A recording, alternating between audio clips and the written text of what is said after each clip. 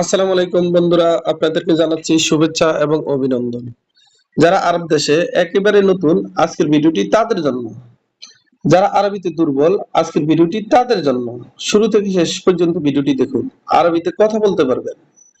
সেফর, সেফর এর অর্থ শূন্য। আমরা বলি শূন্য, আরবিতে বলতে হবে সেফর। সেফর তার মানে শূন্য। ওয়াহেদ, ওয়াহেদ এর অর্থ এক। আমরা বলি এক, আরবিতে বলতে হবে ওয়াহেদ। ওয়াহেদ তার মানে এক। আমরা বলি এক, আরবিতে বলতে হবে ওয়াহেদ। ওয়াহেদ তার মানে এক। ইতনিন, ইতনিন এর অর্থ দুই। আমরা বলি দুই, আরবিতে বলতে হবে ইতনিন। ইতনিন এর অর্থ দুই। তালাতা, তালাতা এর অর্থ তিন। আমরা বলি তিন, আরবিতে বলতে হবে তালাতা।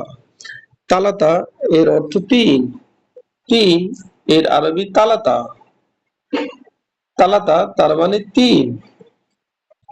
আরবা, আরবা এর অর্থ চার। আমরা বলি চার, আরবিতে বলতে হবে আরবা। আরবা তার মানে চার।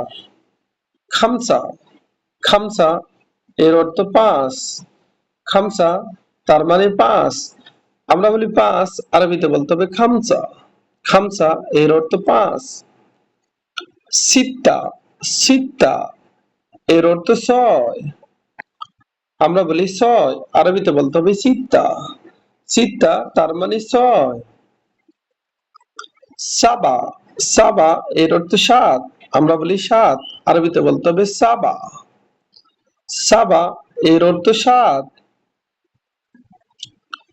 তামানিয়া, তামানিয়া এর অর্থ আট। আমরা বলি আট, আরবিতে বলতে হবে তামানিয়া। তামানিয়া এর অর্থ আট। তেসা এর অর্থ নয়। আমরা বলি নয়, আরবিতে বলতে হবে তেসা। আশারা, আশারা এর অর্থ দশ।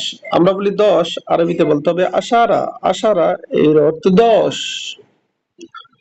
আবার দেখুন, সেফর, সেফর এর অর্থ শূন্য। শূন্য এর আরবি সেফর। ওয়াহেদ এর অর্থ এক। আমরা বলি এক, আরবিতে বলতে হবে ওয়াহেদ। ওয়াহেদ তার মানে এক। ইতনিন, ইতনিন এর অর্থ দুই। আমরা বলি দুই, আরবিতে বলতে হবে ইতনিন। তালাতা, তালাতা এর অর্থ তিন। আমরা বলি তিন, আরবিতে বলতে হবে তালাতা। আরবা এর অর্থ চার। আরবা তার মানে চার। খামসা এর অর্থ পাঁচ।